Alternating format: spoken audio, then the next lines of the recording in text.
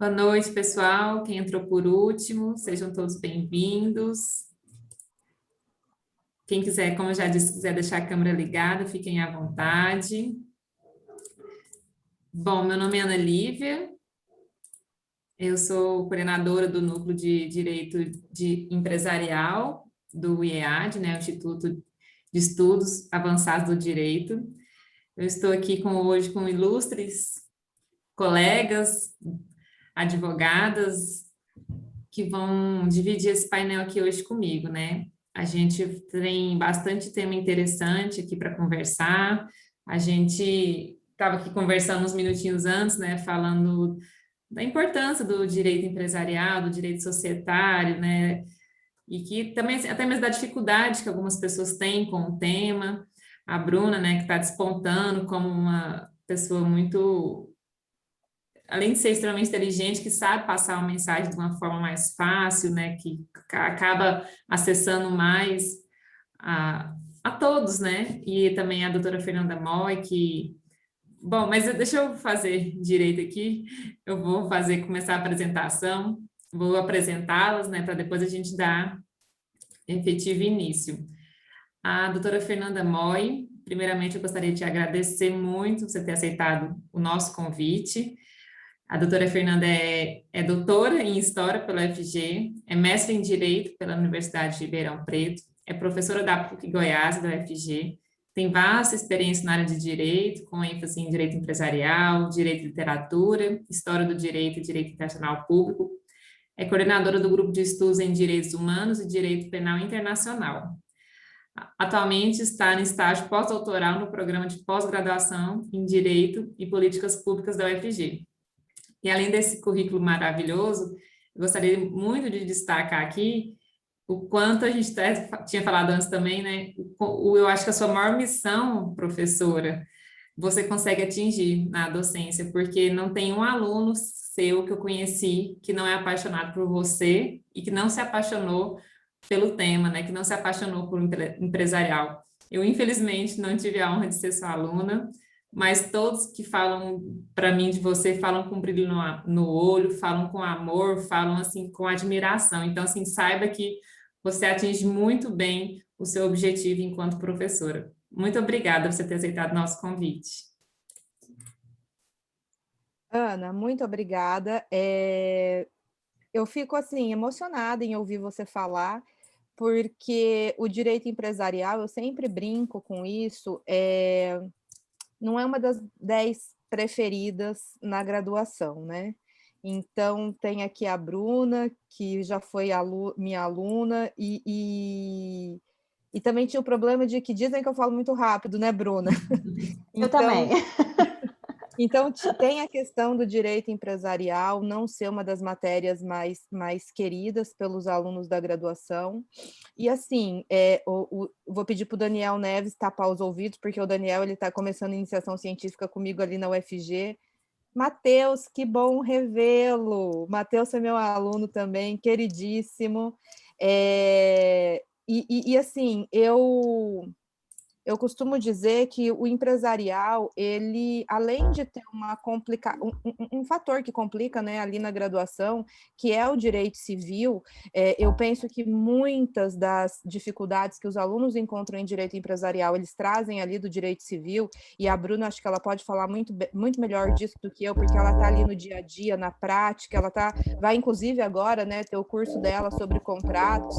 Então é muito difícil você falar qualquer coisa dentro do direito societário, dentro da questão contratual, do acordo de sócios, se você tem ali um civil que não foi tão bem feito assim. E aí eu sempre falo que a culpa ela recai no empresarial, né? Porque o empresarial é chato, o empresarial é difícil, o empresarial é isso, o empresarial é aquilo, mas quando na verdade nós temos uma deficiência que vem ali do direito civil. Eu costumo brincar nas minhas aulas, no começo do curso, por exemplo, no Empresarial 1, eu falo, gente, até agora, o que eu falei foi 90% de direito civil, 10% de direito empresarial. Então, vamos ver o que está acontecendo, né? E, além disso, a pesquisa no direito empresarial, quando às vezes, aluno me procura e fala, professora, o que eu devo pesquisar no meu TCC em direito empresarial? Os temas que, na minha opinião, são os mais interessantes para serem discutidos acabam que demanda uma profundidade que muitos alunos de graduação ainda não têm. Então acaba que ficamos naquele mais do mesmo, né? E aí os meninos eles vão ver como o direito empresarial, o direito societário em específico, ele é rico, ele é complexo, ele é amplo e, na minha opinião, fascinante depois da graduação, né? E aí é que eu estou me sentindo super velha, porque olha só, o doutor Felipe acabou de entrar, ele também foi meu aluno. A gente vê que a gente vai envelhecendo, né? Quando os nossos ex-alunos eles estão aí tendo toda essa projeção que estão tendo. Mas então eu fico assim extremamente, Ana, lisonjeada quando você me traz essa sua fala, porque realmente, se por um lado é muito cômodo ministrar aula de direito empresarial, eu comento com meus alunos que eu acho cômodo ministrar aula de direito empresarial por uma série de questões. Você não tem, por exemplo, os embates que você tem, as questões que você tem quando você está trabalhando, por exemplo, direito constitucional, né? Então, nesse sentido, é muito cômodo você trabalhar com direito empresarial dentro de uma graduação. Mas a partir do momento que você vai para a prática, as questões elas têm uma outra feição. E aí, Moisés, eu peço desculpas em alguns momentos da minha fala, porque eu não estou na advocacia, como, por exemplo, Bruna e Felipe estão. Eu tô 90% na sala de aula, né? E o que me aparece, e assim, geralmente é uma assessoria, uma consultoria, professora, você pode me ajudar com isso, você pode me ajudar com aquilo, eu não tenho essa questão da advocacia ser a minha função principal, minha principal fonte de renda. Não, a minha vida é a academia, né? E aí, Moisés, por isso que eu te peço desculpas. Muitas vezes me procuram para uma assessoria, para uma consultoria. Ai, mas o meu contador falou que não é para fazer assim, porque o meu contador falou que o contrato social não deve ser redigido dessa forma, porque o meu contador acha que é desnecessário acordo de sócios. Aí a gente fala, então tá bom, né? Mas eu fico muito honrada. Infelizmente, existe uma parcela, né, professora? Desculpa, só para acrescentar a sua fala, existe uma parcela que ainda está dentro do aculturamento, né? Isso vem de muito tempo. Eu quero, inclusive, destacar aqui que cabe a nós, dessa geração, promover essa mudança, né? Então, não me sinto nem menos contador por ser advogado e vice-versa, mas eu acredito que tudo que a gente se propõe a fazer tem que ser feito com qualidade, né? E não pode ser feito de qualquer jeito, porque a empresa, ela muitas vezes, ou na maioria das vezes, é tudo que aquela pessoa tem, é o sonho dela. Então não dá para, né? Tudo tem que ser mitigado, tem que ser discutido, tem que ser pesquisado. Eu ainda tenho muitas dúvidas. Eu tenho já de carreira como contador são quase 10 anos, né? Empreendendo, e agora meio ano como advogado. Então, ainda são muitas dúvidas, muita pesquisa, muita leitura. A Bruna sabe o quanto eu aperrei o pessoal lá no Mindjust, né? Mas é no intuito de entregar sempre o melhor, para não incorrer na mesma fatalidade aí que você acabou de mencionar, né? Eu acho que o advogado e o contador eles têm que trabalhar de mãos dadas. Para o advogado empresarialista, para o advogado tributarista, você não ter o apoio do contador é impossível, você inviabiliza o seu trabalho, né? Mas eu acho que nós temos que caminhar de mãos dadas, lado a lado, sem um querer interferir na competência do outro, né? Porque, afinal de contas, são universos distintos que em determinados momentos dialogam. Mas é isso, Ana Lívia, eu fiquei assim extremamente honrada. Eu vou confessar que eu acompanho vocês no Instagram, eu ficava falando, nossa, que bacana. E eu tenho uma recordação do IEAD lá da Unhanguera. Eu comentei isso com você no WhatsApp, quando a Isabela e, salvo engano, o Matheus também, né? Eles faziam a divulgação dos eventos. Eu me lembro que a Isabela sempre com constância passava na sala para divulgar, né, os eventos, e um dos últimos, e aí a gente tem muita saudade do presencial, né, um dos últimos foi um evento de direito empresarial na Mariana Perdomo, e aí a gente fica com mais saudades ainda de um evento presencial desse, né? Mas, enfim, eu fico extremamente honrada pelo convite, muito agradecida pelas suas palavras. Obrigada. Muito obrigada, professora. A gente quem agradece você ter aceitado estar aqui com a gente. Então, nós estamos todos muito felizes. Eu queria, antes de falar da Bruna, só agradecer, né, o Dr. Paulo Henrique, que é o vice-coordenador do nosso núcleo aqui de Direito Empresarial, pela presença, e também ao Dr. Felipe Denk, que está num super congresso hoje, que está dando uma passadinha aqui, então, presenças ilustres. Muito obrigada, gente. E agora, vou falar da doutora Bruna Puga, que dispensa apresentações, mas com certeza as merece, que é advogada, presidente da Subcomissão de Direito para Startups da OAB de Goiânia, pós-graduada em Direito Empresarial, especialista em Direito Societário e Contratos Empresariais, curso de extensão realizados na FGV, além de ser uma pessoa que está despontando, né, como autoridade no tema, no assunto. Nós, como já havíamos comentado aqui, é uma pessoa que está super antenada, que sabe transmitir conteúdo, apesar de ser nova, conhece muito a matéria, mais do que conhece, domina a matéria e passa isso para as pessoas, né, gosta de estar transmitindo conteúdo, informação. Então, assim, é muito bom a gente ver o seu crescimento, Bruna, ver, te acompanhar, né, e a gente ir juntas nisso, né, todos nós. Então, a gente te agradeço muito por você ter aceitado o nosso convite, eu estou muito feliz, estou muito honrada de ter você aqui. Obrigada. Então, eu que agradeço tanto o convite do IEAD por você, pelo Paulo, que eu já converso com ele há um tempo também, pelo Instagram, inclusive de compartilhar, né, essa palestra com a professora Fernanda Moy, que dispensa comentários, falar o meu currículo depois dela nem pode, tá? Então, e eu venho aí desses 2 anos, né, me aventurando nas redes sociais, justamente porque eu entendo, né, essa época da graduação aí, inclusive eu gostava de direito empresarial, mas o meu TCC e a minha segunda fase da OAB não foi em direito empresarial, justamente porque apesar de eu gostar da matéria, falta ali, né, só quem normalmente faz algum estágio efetivamente na área. Quem não faz, é um pouco difícil de você visualizar tudo aquilo que você estuda no direito empresarial na prática, é muito difícil de você, sociedade anônima, ações, então assim, normalmente quem gosta um pouco mais de investimentos ali, mercado de capitais, pode ser que tenha uma facilidade maior. Agora, no geral, a gente sabe que não é assim, então, para a gente visualizar ali como é que funciona uma sociedade, tudo é complicado na teoria, então acaba que eu acho que o direito empresarial fica um pouco longe do alcance, né? E eu acho que é só por isso que as pessoas não gostam mais. Porque se entendesse a função social, a função econômica que existe ali, né, do fomento da economia no direito empresarial, assim, é impossível. Principalmente quem gosta de direito privado também, né, da empreendedorismo, não tem como não se apaixonar. Então, eu sei a dificuldade, inclusive, tento trazer ali de uma forma nas redes sociais, de uma forma que eu acho que eu gostaria de ter visto na época, né, quando eu comecei a atuar. Me aventurei sozinha, estou há 3 anos advogando sozinha na área e venho atendendo atendo empresas tradicionais também, mas atendo muitas startups, então são empresas inovadoras completamente diferentes ali em tudo, em gestão, empreendedorismo, os contratos, assim, eu falo que a gente faz uma engenharia contratual, engenharia societária, porque a gente tem que criar mecanismos ali para viabilizar o negócio, né?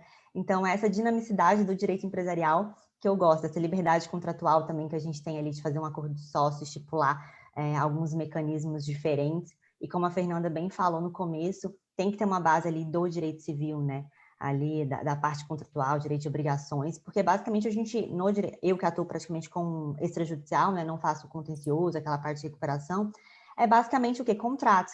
Então, tem que ter uma base sólida do direito civil, do direito empresarial e societário, né? E acaba que, por também muitas empresas, a maioria das empresas, e Moisés pode até confirmar, 98%, 97% das empresas são limitadas, acaba que as pessoas deixam um pouco de lado de estudar as sociedades anônimas, o que é um pecado, porque é das sociedades anônimas que a gente consegue trazer muitas informações, a maior parte de governança, cláusulas, o próprio acordo de sócios é inspirado no acordo de acionistas ali da sociedade anônima. Então, é um pecado, assim, as pessoas às vezes excluírem um pouco isso da sociedade anônima. Então, Vamos ver se a gente consegue desmistificar isso aos poucos, né? E trazer cada vez mais pessoas e cada vez mais mulheres também. Eu falo que eu vivo num mundo empresarial masculino completamente. Clientes masculinos, mesas, quando eu entro em mesa de negociação, gente, de fundos de investimento, raríssimas mulheres. Assim, não é que há uma exclusão, de jeito nenhum. Eu acho que as mulheres não têm não têm uma afinidade um pouco com o tema, né? Tem que, normalmente, é a minoria. Então, a gente tem que fomentar isso, porque eu tenho certeza que quanto mais gente vê como é que é legal, gostoso, interessante, vai começar a disseminar o direito empresarial também. Eu agradeço muito pelo convite, estou muito feliz. Obrigada, Bruna. Eu acho que você tocou num ponto que eu até tinha pensado realmente, como é bom estar aqui com mulheres hoje, né? Assim, como você disse, não se trata de exclusão, mas é muito feliz esse nosso encontro aqui. Eu estou muito satisfeita mesmo.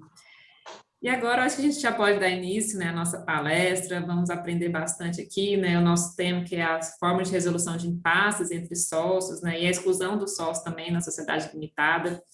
Gostaria de passar a palavra para a doutora Fernanda, fique à vontade. Quem tiver dúvidas também tem a opção de levantar a mão, a gente vai tentando gerenciar aqui para ser um bate-papo mesmo, para ser um momento de troca, de aprendizado. Acho que a doutora vai trazer bastante coisa sobre a questão dos contratos mal redigidos, né, a ausência de acordo entre os sócios. Doutora Fernanda, a palavra é sua. Obrigada, Ana Lívia. Só queria reforçar uma fala da Bruna em relação à graduação. As nossas graduações, elas ainda são focadas muito naquele modelo extremamente tradicional de ensino.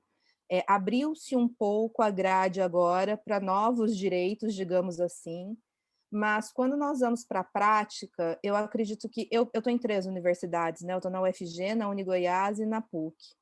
Eu posso falar sem medo de errar que nas 3, quando a gente vai ali para o NPJ, é civil, processo civil, penal, processo penal, trabalho, processo trabalho, previdenciário. Uma vez na Unigoiás, eu sugeri ao nosso então coordenador, o professor Sávio, de trazermos a prática empresarial, e ele aceitou de bom grado, mas por questões que eu desconheço, acabou que ficamos naquela. E na UFG a gente tem trabalhado ali na Regional Goiás com o NPJ um pouco diferenciado, então me ligaram agora recentemente para ver se eu poderia auxiliar, porque eles estão prestando assessoria jurídica para os pequenos comerciantes ali da cidade de Goiás. Então, mas é basicamente processo de execução. E aí eu acho muito engraçado. Fernando, você pode ajudar a gente? Eu falo, gente, eu vou ajudar vocês no quê? Tem 3 processualistas ali no NPJ, não tem segredo a execução de duplicata e nota promissória, né? Mas existe, além de tudo, toda aquela coisa mística, né, em torno do direito empresarial. E realmente, essa questão do tema que foi proposto, eu acho extremamente importante de ser discutida. Eu não sei, Bruna, depois você pode compartilhar a sua realidade, mas o que eu vejo é que a gente sabe, né, dados estatísticos, salvo engano, 98%, vamos falar em torno de 95% para não errar muito, né? Por cento dos tipos das sociedades registradas nas juntas comerciais do país hoje adotam o tipo societário da limitada, né? E ou é limitada ou é anônima, mas anônima é uma realidade reservada a um nicho bastante específico. Então, eu nem tenho essa pretensão de prestar uma assessoria para uma sociedade anônima de capital aberto, então nem se fala, porque é uma realidade completamente diferente, mas eu acho que o nosso foco, a maioria dos advogados empresarialistas, eles têm como objeto a sociedade limitada, né? E no Brasil, a gente tem uma outra característica, que é o fato de que a maioria absoluta das sociedades empresárias brasileiras, sejam elas pequenas, médias, grandes, sejam elas limitadas, anônimas, abertas ou fechadas, a maioria esmagadora se caracteriza como sendo uma sociedade, uma empresa familiar. E tem uma outra questão, né? A cultura de você ter um advogado empresarialista para te assessorar na redação de um contrato social, de um estatuto, de um acordo de sócios, ela ainda não é tão presente assim. Aqui em Goiás, por exemplo, e aí, por exemplo, aí eu penso que o doutor Felipe também possa trazer a sua realidade, não é algo muito comum, né? Não é a maioria das empresas que vão trabalhar com essa assessoria jurídica especializada. E aí nós temos uma série de problemas que vão trazer impactos, muitas vezes, bastante danosos, né?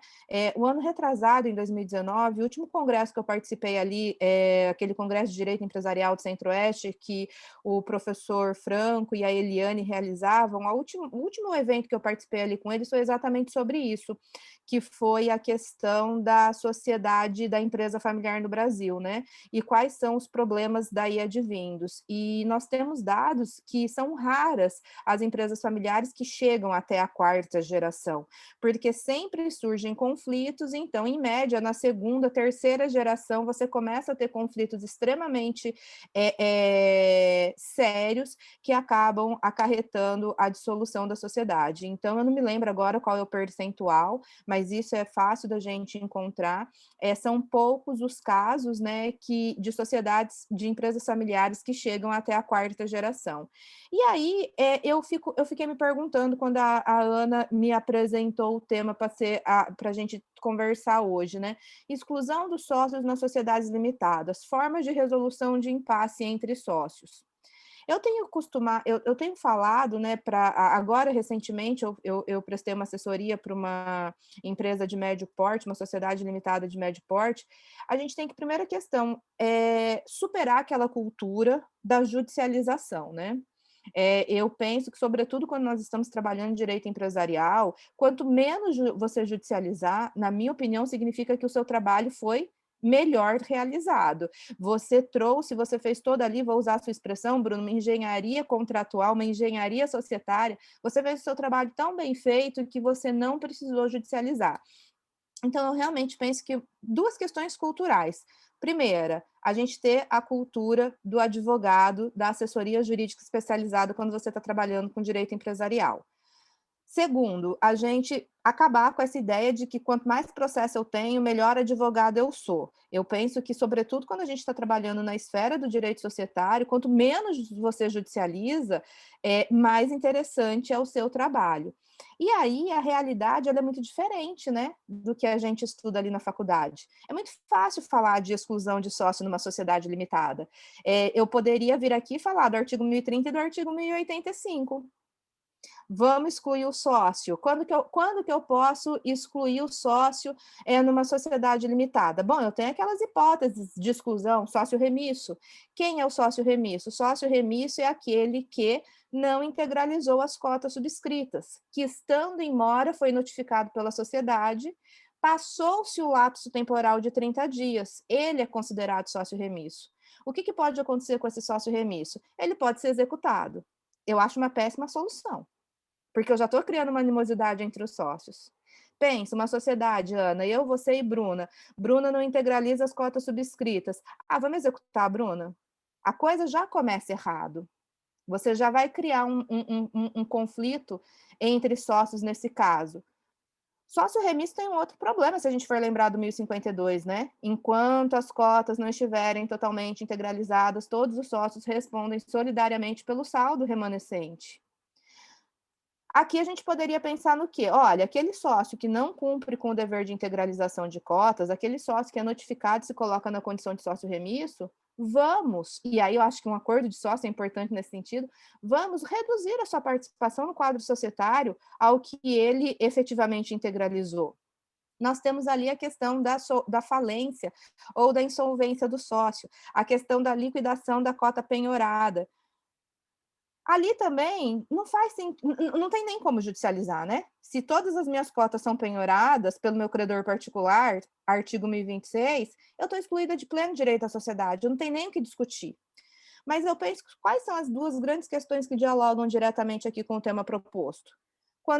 E aí a gente também tem a incapacidade superveniente do sócio, né? Incapacidade superveniente, por que eu não posso manter o sócio incapaz no quadro societário, desde que ele não administre, desde que ele desde que ele esteja devidamente representado, desde que aquela incapacidade não venha colocar em risco a própria continuidade da empresa, o próprio Código Civil traz a possibilidade de incapaz no quadro societário.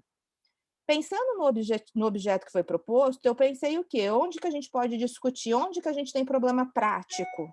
Quando nós temos falta grave no cumprimento das suas obrigações, artigo 1030, e quando nós temos a questão da justa causa, lá do artigo 1085. Quando a gente pensa na falta grave, quando a gente pensa ali no artigo 1030, eu vou pensar o quê? Olha, eu posso excluir esse sócio que está praticando uma falta grave. E aí eu vou promover uma ação que vai ser proposta pela maioria dos sócios, onde eu comprovo a falta grave. Mas aí fica a seguinte questão, né? O que eu entendo como falta grave? É algo que ficou em aberto, mesmo porque não seria adequado o legislador pontual que ele considera como sendo falta grave para não engessar, né, aquelas questões que virão no futuro. Então, aqui, essa questão da falta grave, ela vai se caracterizar como aquele ato que vai trazer um problema no prosseguimento da exploração da atividade empresarial. Eu preciso proteger a sociedade da figura daquele sócio. Mas essa questão da apuração da falta grave, ela, na prática, ela não é fácil de ser provada. Vai ser uma questão que vai ficar a critério, a cargo da decisão do magistrado, porque aqui eu tenho uma questão extremamente subjetiva. E aí depois eu tenho a hipótese, né, de justa causa, e aí vem o artigo 1085. Olha, eu posso excluir o sócio quando ele pratica ato que caracteriza a justa causa, que coloca em risco a continuidade da empresa, desde que haja previsão no contrato social do que é justa causa. Bruna, quantos contratos você pega? Você não, porque você vai fazer da forma como tem que ser feita, mas se chega algo já feito para você, como já chegou para mim, como chegou para todos que estão atuando na prática, quantos contratos você pega que tem a previsão de justa causa? Quando tem, é genérico, né? E normalmente, como a maioria das sociedades não tem um acordo de sócios, que é onde a gente vai delimitar ali as obrigações dos sócios, o que é justa causa, quais são as condições para exclusão, como vai ser feita a apuração de haveres, fica lá só a possibilidade de exclusão. Isso pode gerar até um problema judicial futuramente, né? Que ocorre ali, como o majoritário pode excluir o minoritário ali extrajudicialmente, tendo ali mais 50% de capital social, então isso está gerando, em algumas das vezes, eu já peguei casos de minoritário, abuso também. Uhum. Então, a justa causa ficou muito genérica, eles deliberam numa reunião ali, falando que o sócio não fez isso e aquilo, acabou, excluiu. Se o sócio quiser, e ainda a apuração de haveres básica, que é aquela do contrato social, se o sócio minoritário quiser e achar que compensa, ele entra na justiça e resolve o problema. Então, a falta do contrato é ruim para todos os lados, né? Porque pode criar um passivo para a empresa ali, que, né, numa ação judicial, e pode para o minoritário, então, nem se fala, né? O minoritário já tem uma situação um pouco mais complicada nesse sentido, mas com certeza os contratos vêm completamente sem nenhum tipo de governança. Exato. E aí nós temos essa questão, né? Essa questão da justa causa, dela ter que estar ali no contrato, mas dela ter que estar no acordo de sócios depois especificada.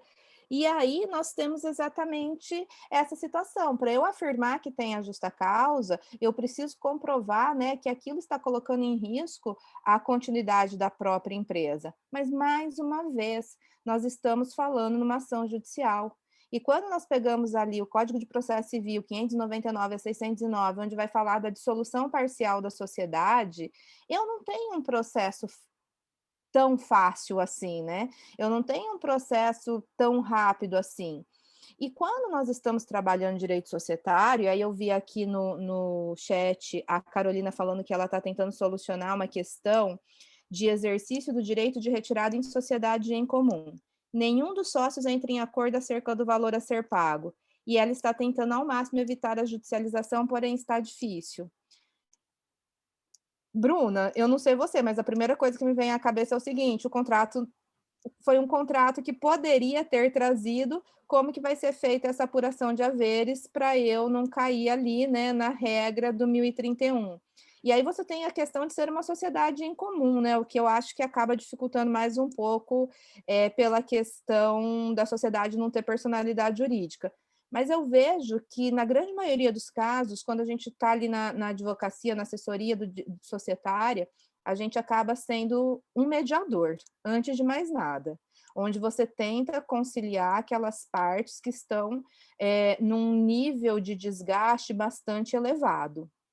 Eu tive um caso, uma sociedade composta por 2 sócios, cada um com 50% das cotas, e aí eles entraram num processo de desgaste tão grande que eles não suportavam mais se falar, então era tudo via advogado. E aí você fala, você aceita vender as suas cotas? Não. Então compra as minhas. Não, mas eu não quero comprar as suas. E aí me parece que você entra naquele joguinho, né, de que, olha, se você quer vender, eu não quero comprar, se você quer comprar, eu não quero vender. Então, nós temos essas questões.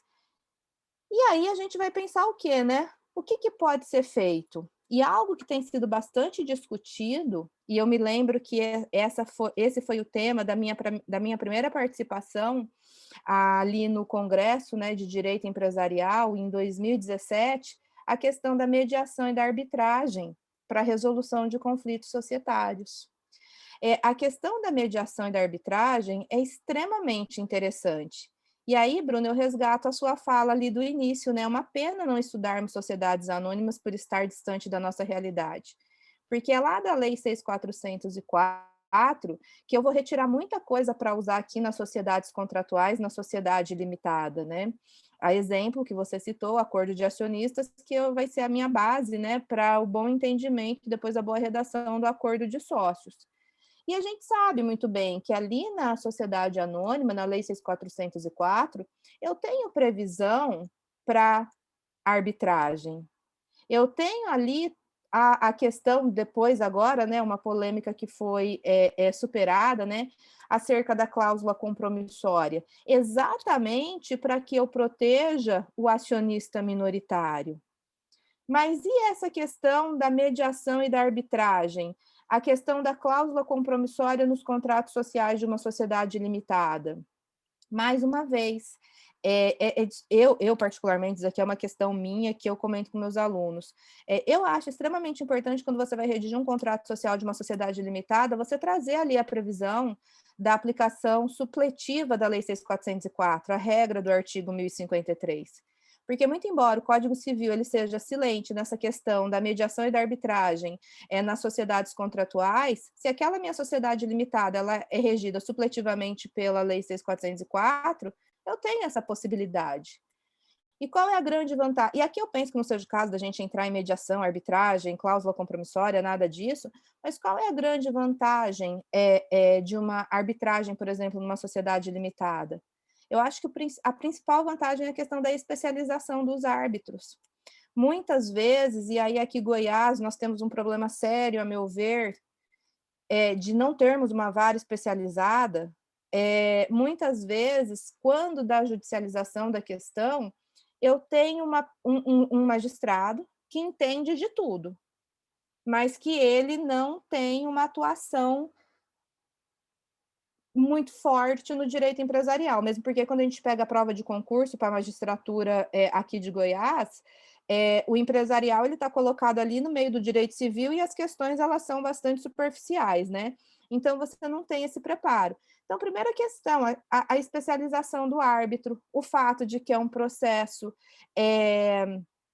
que resguarda as partes, porque a partir do momento que você judicializa, você está exposto.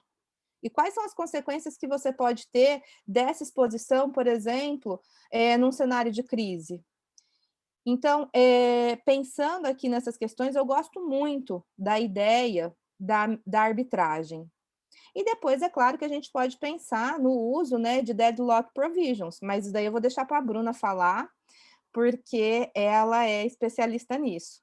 E aí, quando a gente para pensar nesse sistema, né, nessa questão do deadlock, talvez seja até mais interessante do que o uso da própria arbitragem. Porque você já vai trazer aquelas previsões no acordo ali de sócios para se evitar esses conflitos, para trazer soluções, né, para possíveis conflitos, observando só aqueles limites, né, que são trazidos pela doutrina e por todos aqueles que vão discutir esse sistema.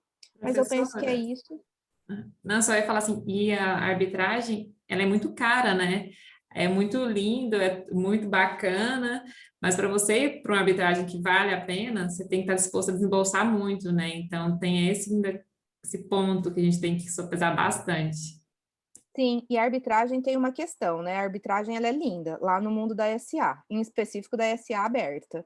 E em específico, depender. E aí, gente, me desculpem, mas não me interpretem mal. Mas, assim, dependendo também do local onde você está. Eu não vejo aqui em Goiás, a gente poderia pensar na Anshan, mas aí cai exatamente no que a Ana Lívia falou. É algo extremamente caro, né? Então, é muito bonito, resolve o problema, tem a questão da especialização, tem a questão do sigilo, né? Tem a questão da celeridade, mas eu tenho que observar os contras também. Primeiro, a questão do custo. Segundo, eu tenho que ter um arranjo ali contratual para que a escolha do árbitro não fique a critério praticamente que de exclusividade do acionista majoritário, né? Ou do sócio majoritário, para que eu não prejudique o minoritário. Mas eu começo a falar, eu perco noção do tempo, eu encerro por aqui. Obrigada. Desculpem se eu me alonguei muito. Nada. Eu queria fazer uma observação na prática que eu vejo, tá? Eu vejo 3 cenários. O ideal, o terceiro cenário que seria o ideal, é o que menos a gente vê, na verdade. Tem o cenário ali do contrato padrão, básico, que não prevê cláusula de supletividade, não prevê cláusula de exclusão extrajudicial, não prevê nenhum tipo de governança. Tem um contrato que prevê isso, só que de uma forma genérica, às vezes não vem acompanhado de um acordo de sócios, prevê lá só exclusão por justa causa, não estipula justa causa, não tem acordo de sócios. E o terceiro cenário seria o mais ideal, que é realmente com a governança, que eu chuto aqui o que é uns 5%.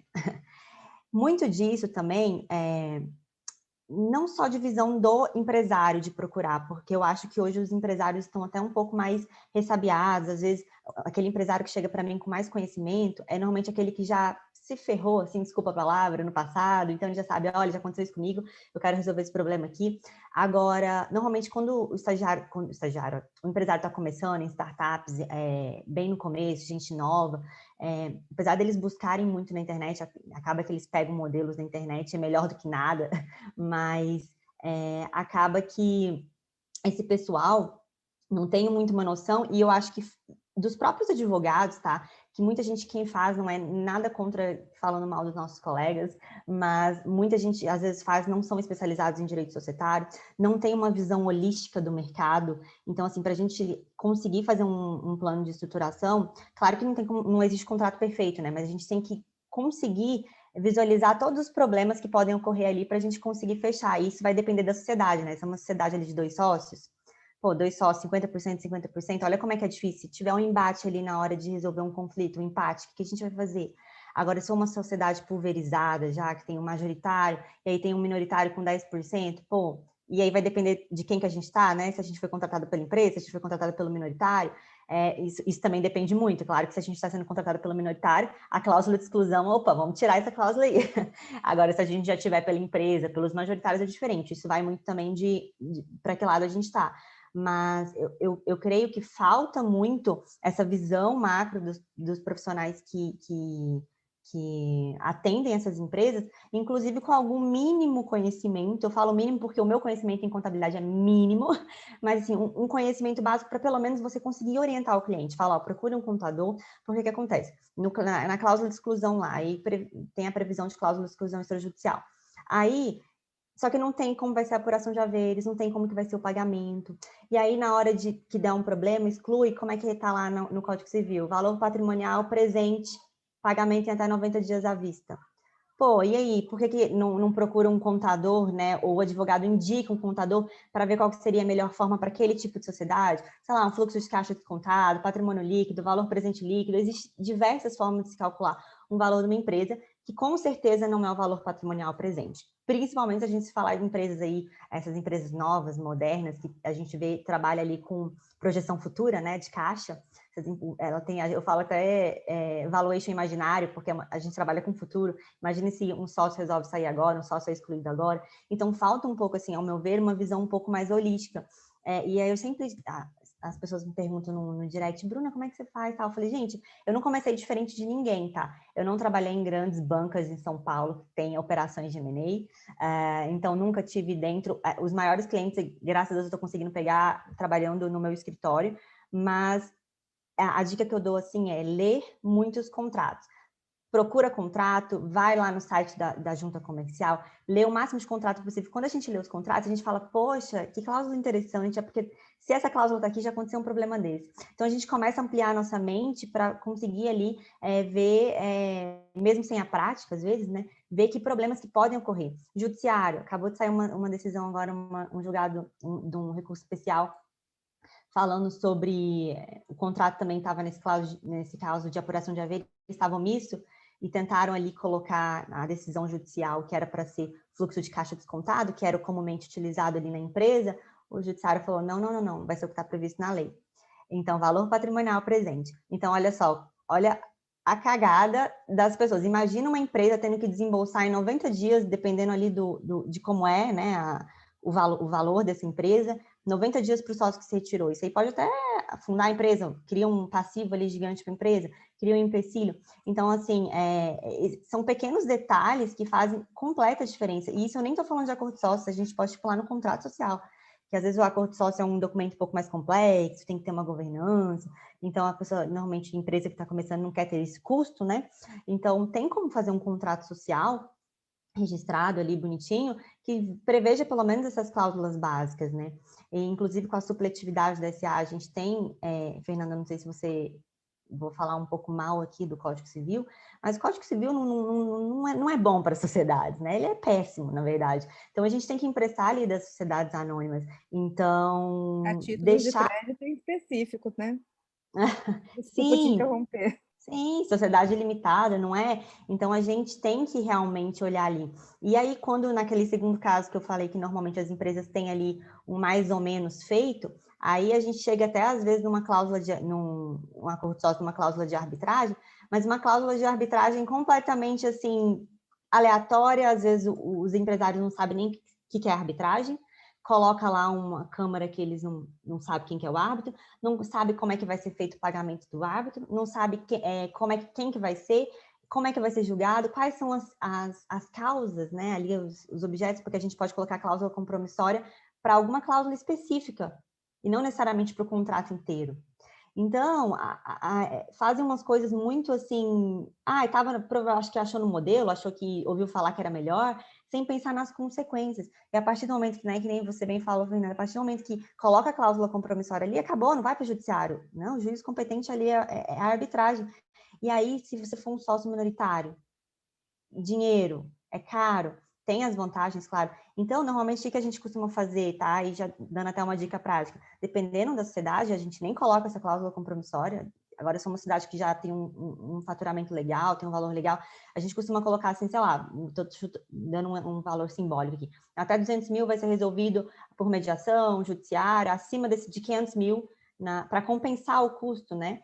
Os impasses serão resolvidos pela Câmara de Arbitragem. Então, tem como eu falo assim, o contrato é uma coisa maravilhosa, a gente tem ali, inclusive, a Lei da Liberdade Econômica que veio para enfatizar isso, que a liberdade contratual prevalece, que a revisão contratual ali, os contratos cíveis e empresariais são excepcionalidade, né? Então, cada vez mais os juízes estão vendo assim, olha, o que vai valer é o que está no contrato. Então, não tem porquê nós, advogados, inclusive isso é bom para a gente, né? Eu não sei se só tem advogado aqui para ganhar dinheiro, porque a gente consegue mostrar o nosso valor, estruturar um plano, gerar ali uma segurança para os empresários, para as empresas, uma economia de um futuro passivo ali, né? A gente tem que mostrar que se a gente não fizer aquilo ali, quais são os riscos futuros. Então, isso sem entrar ainda nas cláusulas lá de bloqueio, falando só do contrato social. A gente olha o quanto de coisa que a gente consegue colocar no próprio contrato social, né? E aí e vai depender muito da sociedade. Aí já pegando o gancho do que a Fernanda falou na parte das deadlock provisions, já vou explicar aqui, porque eu não sei se Bruna, todo mundo... Oi? para te interromper rapidinho, que fizeram uma pergunta Ah, aqui, tá. questão do pode-se adotar do balanço de determinação, foi o Moisés, se você quiser falar, Moisés, fica à vontade. E Moisés? Essa pergunta eu que faço para você, Moisés. Você que é o contador?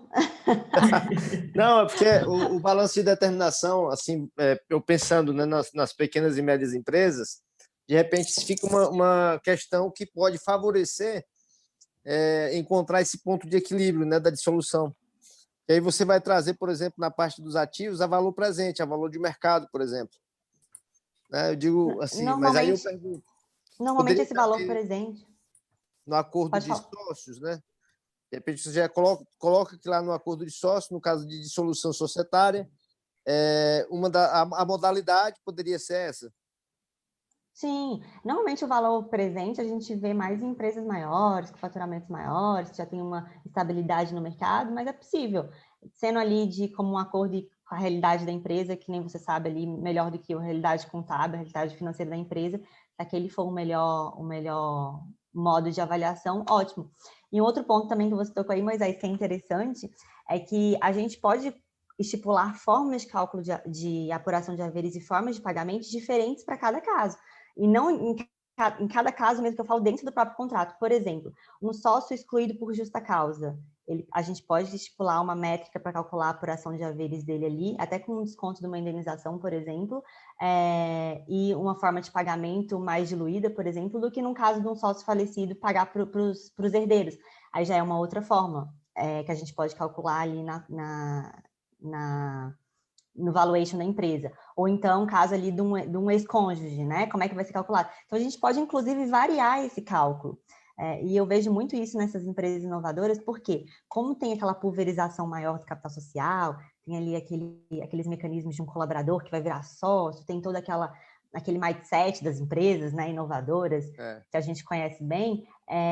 Então, esses mecanismos ajudam muito, principalmente porque se a gente falar que um sócio vai ser excluído ali, ele entrou na empresa, é um minoritário, ele fez ali uma justa causa, ele vai ainda, acabou de entrar, tem uma justa causa, e ainda a gente vai calcular a apuração de haveres como de um sócio que está aqui há mais tempo, né, deu gás, então a gente pode calcular ali, inclusive, um objeto, né, uma forma de calcular diferente, com uma indenização, ou a gente já pode até entrar agora nas deadlocks, né, uma recompra forçada ali da participação societária dele. Então, assim, eu posso ficar falando aqui até amanhã, porque é tanta coisa que dá para a gente colocar no contrato, que eu acho bom demais, gente, porque a gente pode brincar ali, e claro que vai depender da realidade da empresa, né? Mas já... Pode falar, Eu Moisés. tive uma experiência, Bruno, no meu primeiro acordo de sócio, estou fazendo outro agora, né? Tudo é começo para mim, então peço licença para errar também aqui com vocês. Se eu falar alguma bobagem, me corrija, Bruno. Eu não fiz teu curso ainda, né? Mas vamos lá. E aí eu estava pegando aqui a fala da professora, que a gente às vezes atua como mediador mesmo, né? Então, os sócios eles estavam muito afim de se associar, mas quando chegou nessa parte de determinar o valor dos sócios, quando eu comecei a ensaiar ali os custos aparentes, quando você, por exemplo, contrata um especialista para poder fazer o levantamento econômico do negócio, aí os caras, não, mas vamos fazer uma métricazinha mais simples, o que é que você sugere? Eu disse, rapaz, uma conta de padeiro, vamos colocar aqui 5 vezes o faturamento da empresa, é positivo? Tá bom para vocês? Então, assim, o que é que eu quero dizer? Que essa liberdade do contrato nos dá infinitas oportunidades, né, Bruno? Com toda certeza.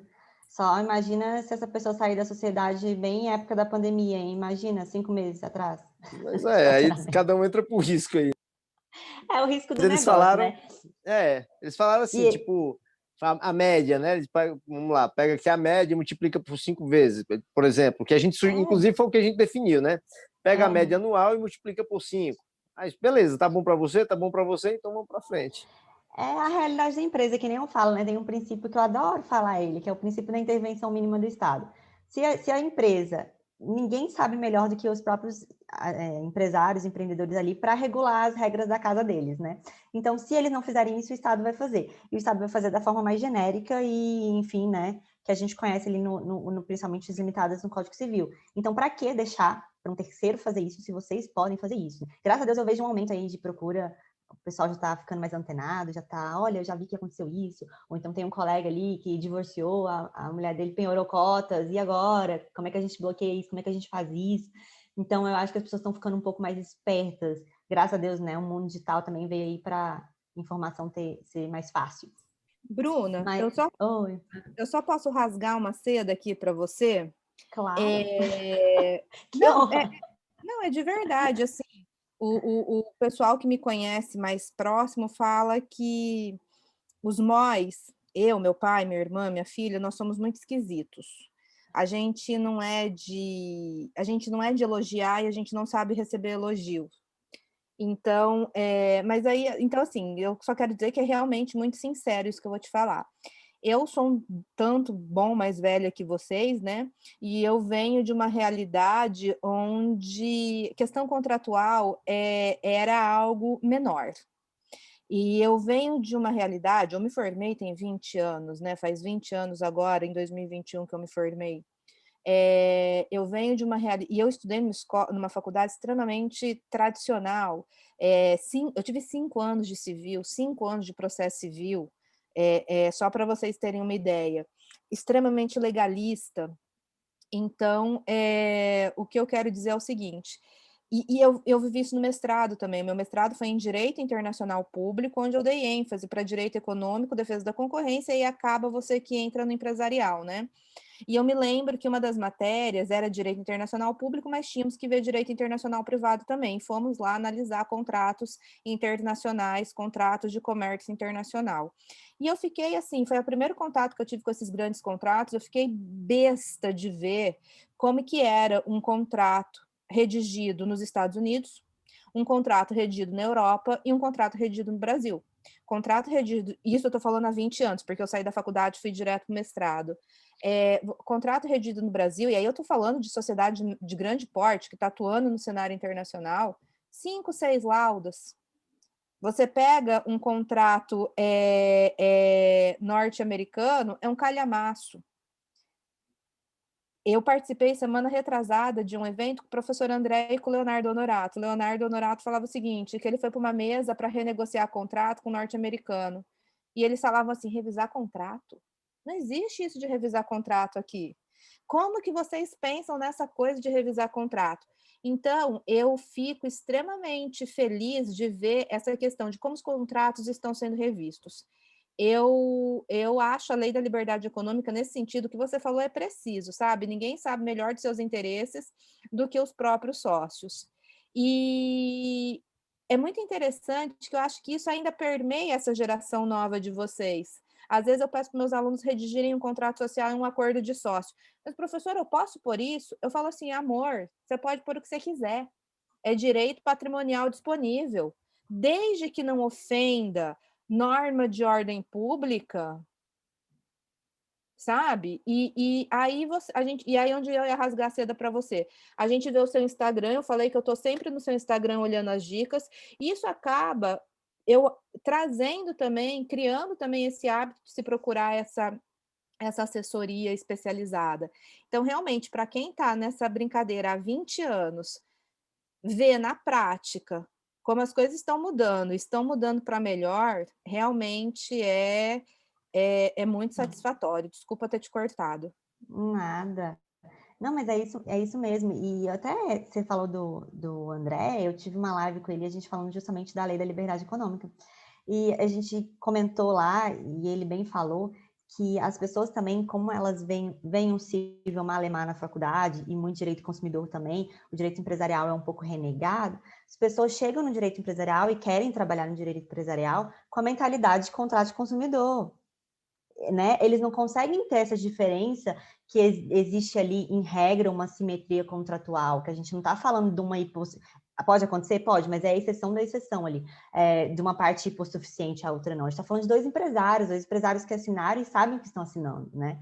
Que estão contratando os dois ali para exercer atividade econômica. Então, eu acho também muito disso, eu acho que a mentalidade das pessoas está muito no direito consumidor ali, e isso, no brasileiro, eu acho, né? Porque eu acho que a lei que mais pegou foi o direito consumidor. Então, a gente sempre pensa, é natural, assim, né? A gente sempre pensa. Então, quando a gente vai ir para o direito empresarial, E aí que eu acho também que distancia um pouco das universidades, é ter essa visão um pouco mais ampla. É por isso que o direito empresarial ele fica mais gostoso quando a gente sai da faculdade, quando a gente tem acesso ao mercado, a gente, enfim, quem for empreender na advocacia, abrir escritório, que a gente começa a estudar um pouco mais de outros assuntos, a gente começa a estudar ali também com a parte de um pouco de economia, contabilidade, você vai fazer a contabilidade do seu escritório, você já começa a saber o que é um DBE, e a gente já começa a se inteirar e começa a ficar um pouco mais natural. Então, e a nossa cabeça começa a mudar um pouco, né? Então, eu acho que isso também faz com que afaste ali as pessoas da faculdade. Eu queria ter essa cabeça que eu tenho hoje na faculdade. Eu acho que eu teria feito tudo de direito empresarial. E é isso que faz também com que quase não se tenha trabalho de curso voltado para o direito empresarial, né? Graças a Deus eu vejo algumas pessoas no meu Instagram da faculdade falando, eu quero fazer algum TCC sobre startup. Eu falei, nossa, faz. Quanto mais, mais gente fazer, mais vai ter material para estudar, mais vai fomentar esses assuntos na universidade. Então, eu tento fazer com que as pessoas se animem aí para estudar desde cedo, porque esse assunto, porque eu gosto muito, né? Então, eu sou suspeita para falar. Bruna, só te interromper aqui. Eu queria que o Zé Neto fizesse uma pergunta. Ele levantou a mão aqui. Ah, tá.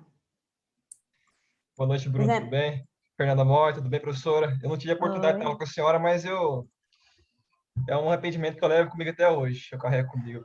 Gostaria muito de te dar aula com a senhora. A minha pergunta vai para a Bruna. Bruna, uma pergunta um pouco mais prática aí, ligada à governança corporativa. Uhum.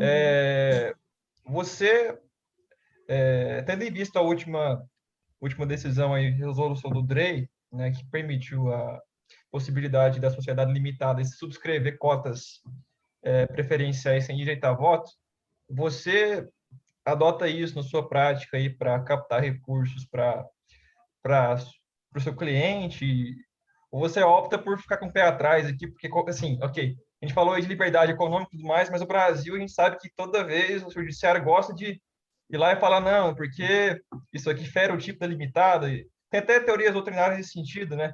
Mas, assim, é um ótimo mecanismo para captação de recursos e tudo mais, mas tem esse empecilho aí, essa zona cinzenta. Você recomendaria para o seu cliente, para ele subscrever essas cotas aí, preferenciais, sem direito a voto ou não? Você vê isso de que forma? Não só recomendei, como já fiz contratos, eu sempre falo dessas cotas. Porque, assim, vamos pegar o que é bom da sociedade anônima, né? Se na sociedade anônima a gente pode ter a classificação ali das cotas ordinárias, cotas preferenciais, por que não? Claro, o Drey aí, eu falo que o André está fazendo um trabalho sensacional para a gente que mexe na prática aí. Tá, assim, esses últimos anos, tudo tem melhorado. E aí, se a junta comercial não quiser, já dá um reclame Drey ali, que eles atendem rápido, em 2 dias, já notificam a junta porque, né, não pode ir contra. Enfim, tem as divergências doutrinárias, doutrinadores mais conservadores, por exemplo, Borba fala que não, mas enfim, o que eu vejo é que a gente tem que viabilizar as coisas. Engessamento não combina muito com essa geração da nova economia, até puxando a sardinha aqui. Não combina, porque a gente precisa viabilizar. E eu até ia falar das cotas preferenciais como uma forma de prevenção de conflitos. Por quê?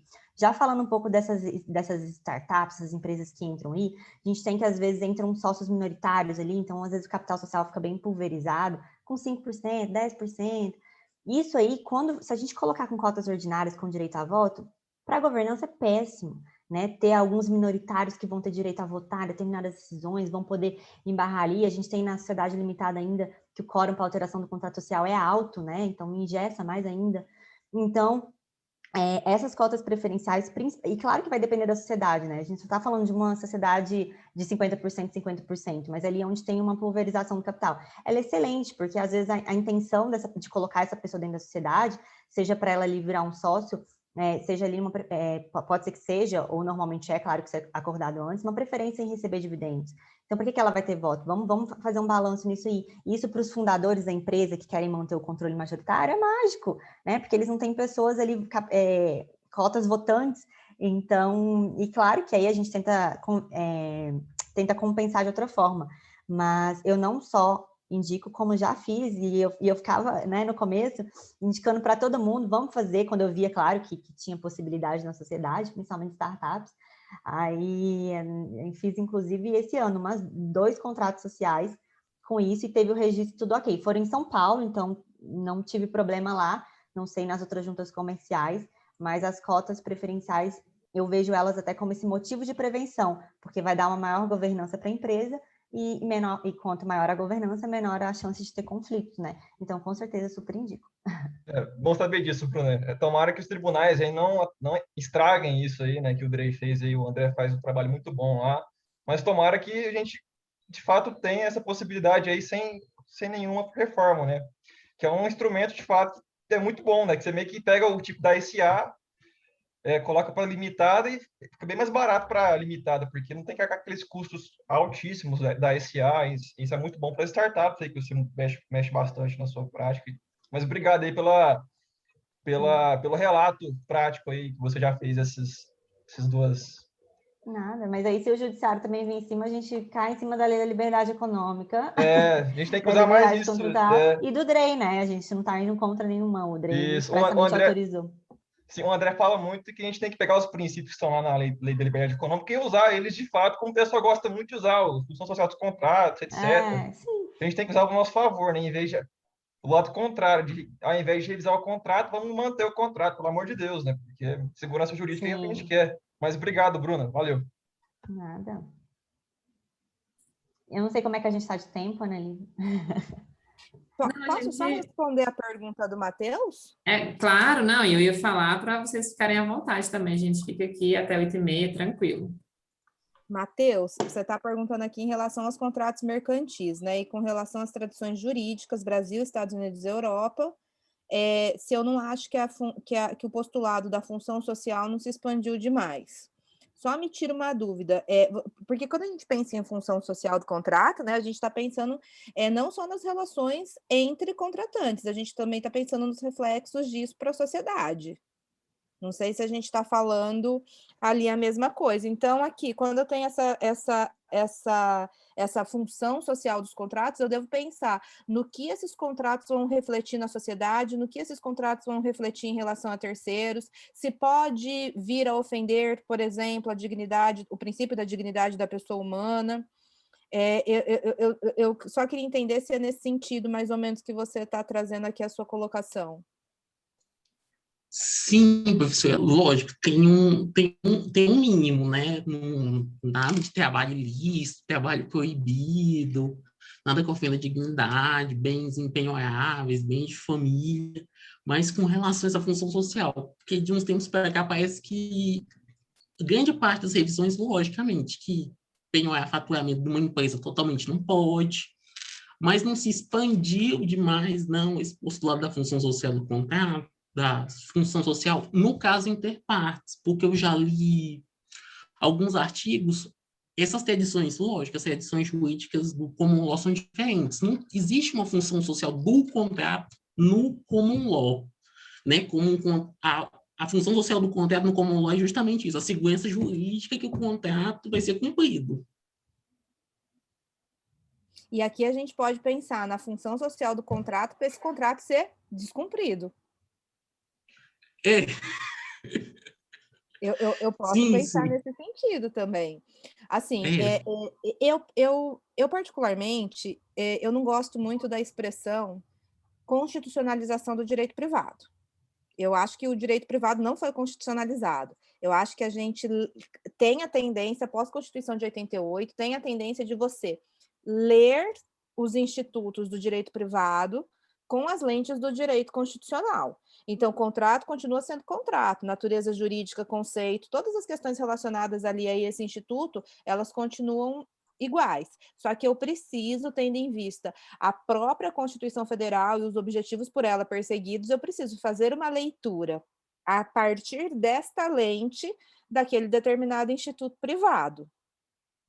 Acho que é impossível falar, por exemplo, em contrato consumerista sem falar em função social desse contrato, porque eu tenho relações ali díspares. Eu não sei, e aí a gente volta no André Luiz, né? Ele falou isso no evento que nós tivemos na PUC semana retrasada. Foi um evento super bacana. Eu participei, eu mediei o painel entre ele e o Leonardo, mas teve painel com o Gladys Tomamed. Se eu não me engano, o Felipe também apresentou uma palestra. Mas Quando a gente pensa em contratos mercantis, a gente vai partir do seguinte: eu tenho, em regra, ali partes que estão numa situação de equivalência, né?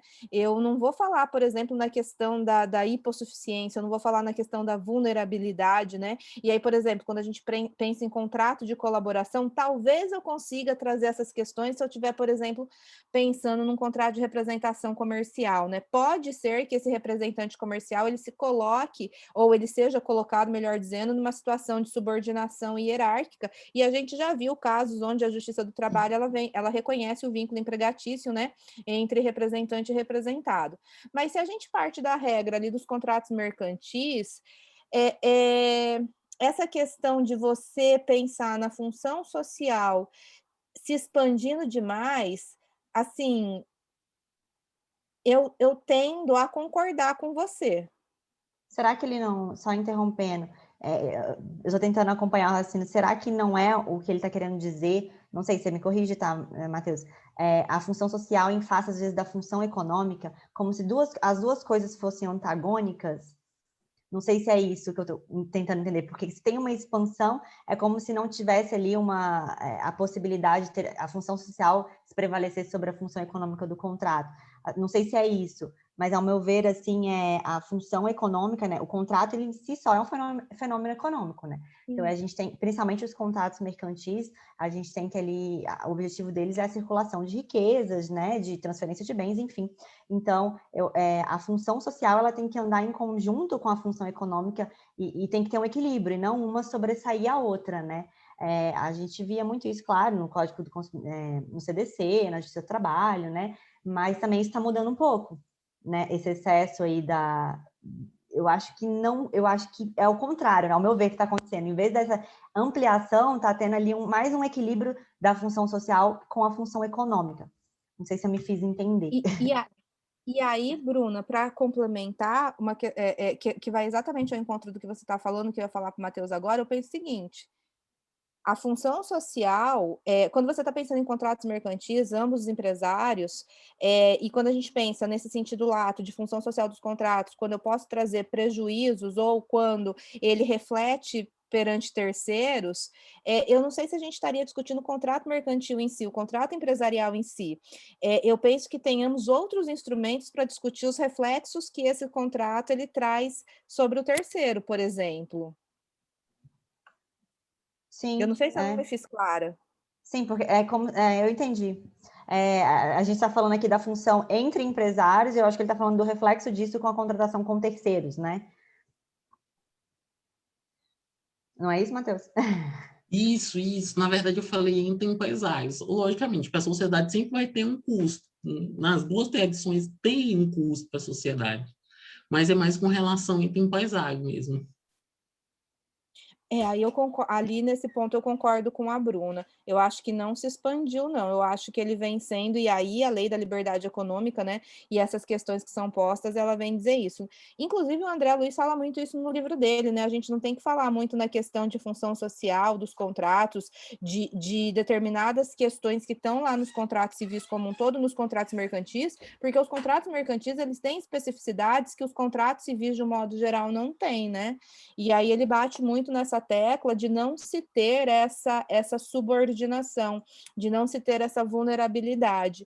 E aí é muito interessante, uma vez uma pessoa me procurou, agora em 2018, ele, empresário, tem uma rede de postos de combustível aqui em Goiânia, e ele celebrou um contrato de fornecimento de lubrificante com uma dessas grandes. E aí o contrato previa, era um contrato de 3 laudas, o contrato previa que unilateralmente a distribuidora poderia rescindir o contrato e, caso achasse interessante, poderia passar a representação para um outro empresário, sem pagar os danos materiais e os lucros cessantes dali advindos. 3 laudas do contrato. E aí, de repente, faltava 6 meses para encerrar o contrato ou prorrogar. a distribuidora falou, olha, nós não temos mais interesse, nós temos alguém em Brasília e ele vai ser o responsável pela distribuição dos nossos produtos em todo o Centro-Oeste. Então, vai chegar agora ao final do contrato, esse contrato vai se rescindir, não vai ser feita a renovação. E aí ele estava extremamente preocupado, porque ele tinha feito investimentos, ele tinha alugado um barracão, ele tinha reformado aquele barracão, enfim, toda aquela questão. E aí ele queria me perguntar o que poderia ser feito, se poderíamos discutir uma relação de consumo. Eu falei, não, em hipótese alguma não tem relação de consumo, porque você não é destinatário final, primeiro ponto. Segundo, mas e se a gente pensar numa ação pleiteando a indenização pelos danos materiais e lucros cessantes? Eu falei, olha, e aí eu brinco que eu não sei advogar, né? Porque assim, eu peguei e falei, olha, eu não acho viável, porque eu acho que não vai dar certo. E aí a gente parte, quando a gente parte da teoria dos contratos empresariais, você não tem essa questão da vulnerabilidade, da subordinação. Tentar, a gente pode, mas eu particularmente não sou adepta a esse tipo de advocacia. Tentar, a gente pode. É claro que eu sei que nós aqui estamos nós não podemos assegurar, garantir para o nosso cliente ganho de causa, né? Porque é algo que não depende de nós. Mas eu acho que nós temos a capacidade de saber se aquilo é viável ou não. E aí eu comentei com ele que eu, particularmente, tendo em vista ali todas as questões, e aí é claro que a gente vai procurar precedente jurisprudencial, a gente vai fazer uma série de pesquisas. Eu falei, eu acho que isso não é viável. Mas aqui, voltando nessa questão da função social, eu concordo com o que a Bruna falou. Eu acho que quando a gente está trabalhando contrato mercantil, contrato empresarial, a gente vê essa questão da função social, sobretudo 2019 para cá, né? A gente vê essa questão da função social nos contratos empresariais perdendo espaço e não ganhando. Não entendi, então, professor. Obrigado para a Bruna. É só mais uma pergunta de reflexão mesmo. Obrigada, Matheus. Obrigada, Matheus, querido Matheus. Então, pessoal, alguém tem mais alguma dúvida? Os professores querem fazer mais algum apontamento? Deixa só eu fazer um apontamento sobre as deadlocks, que eu Eu comecei ia a falar. mesmo. Vou fazer só um resumão aqui, porque é interessante depois aí quem tiver aí, tiver mais interesse em estudar, já consegue pesquisar, né?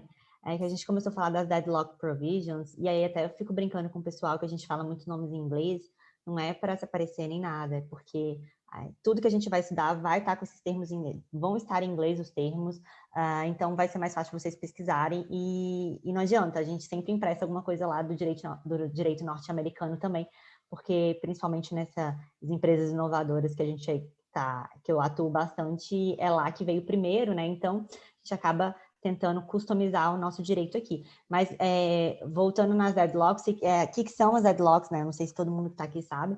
Na verdade, sempre quando tem uma situação de impasse na sociedade, tá?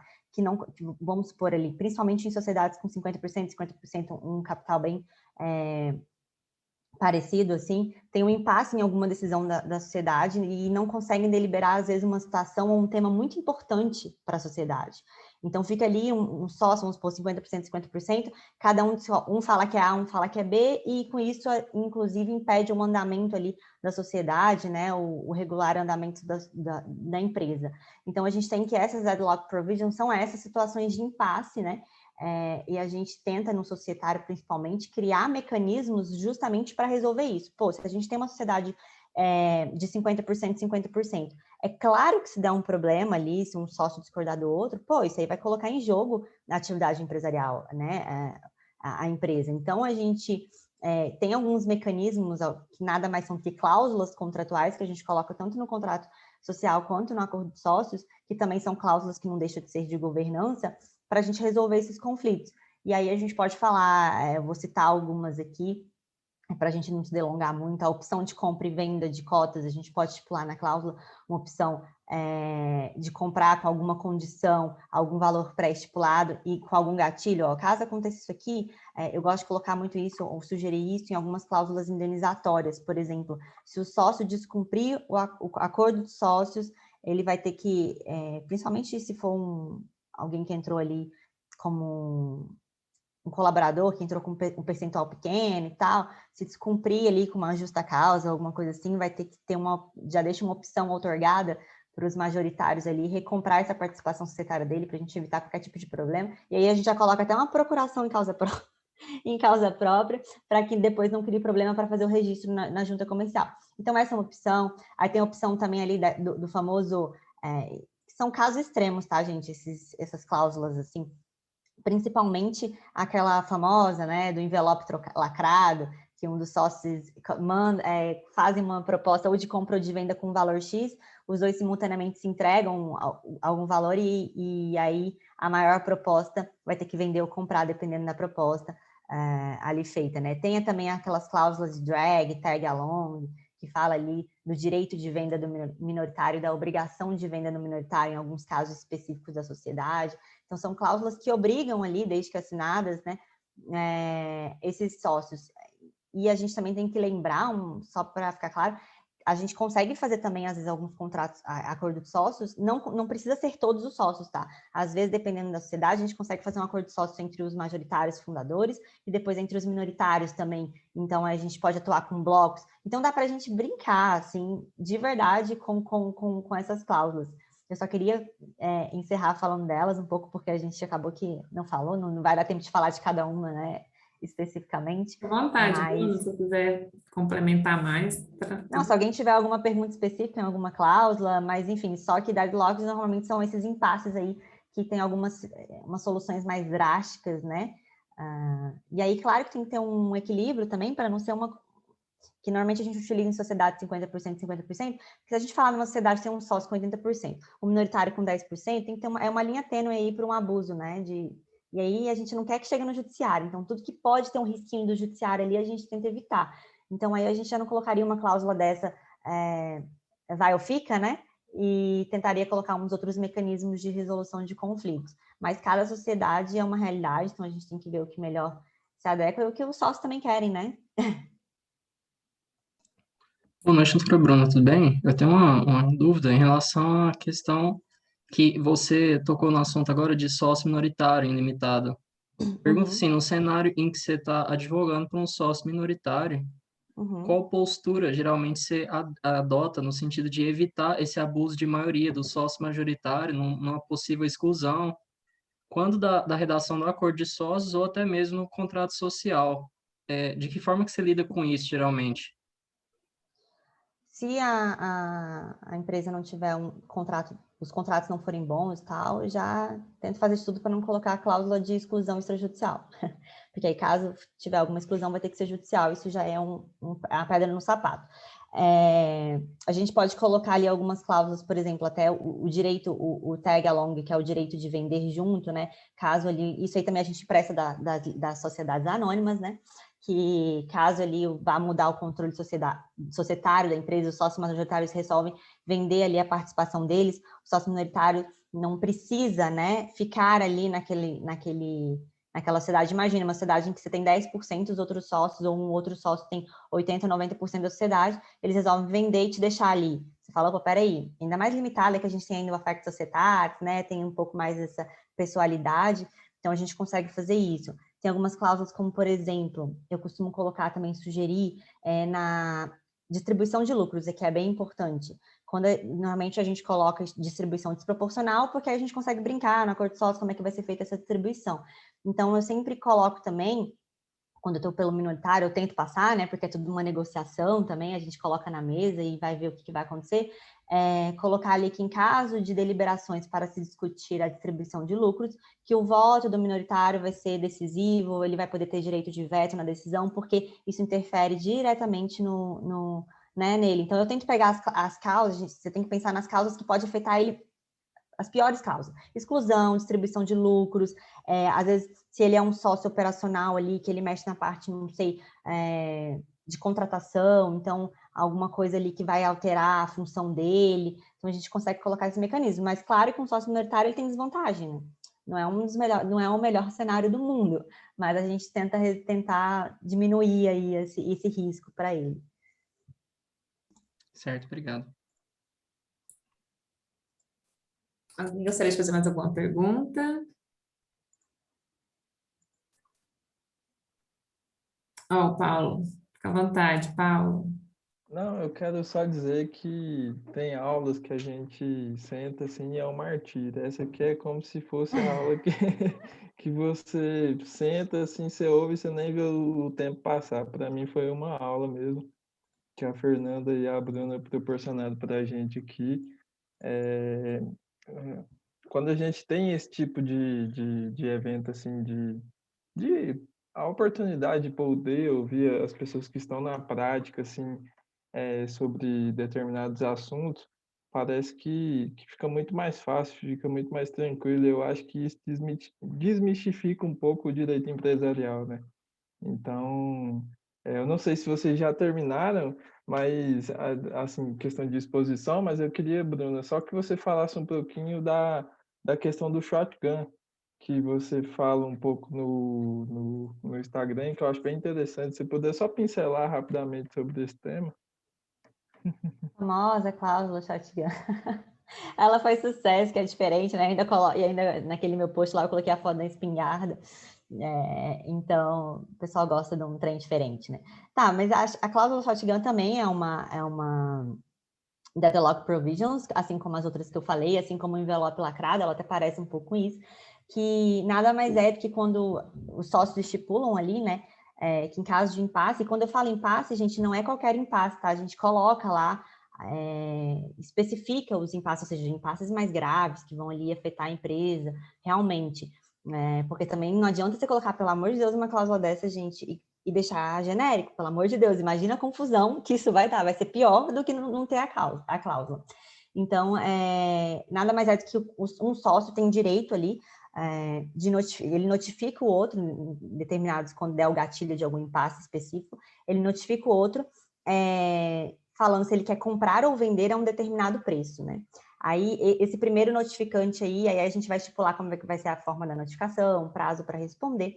Aí essa pessoa, o outro sócio que recebeu a notificação, ele vai ver o valor ali ofertado para ele, seja para ele comprar ou vender, e aí ele vai poder escolher. Vamos supor que um sócio falou assim, eu compro sua participação por R$100.000.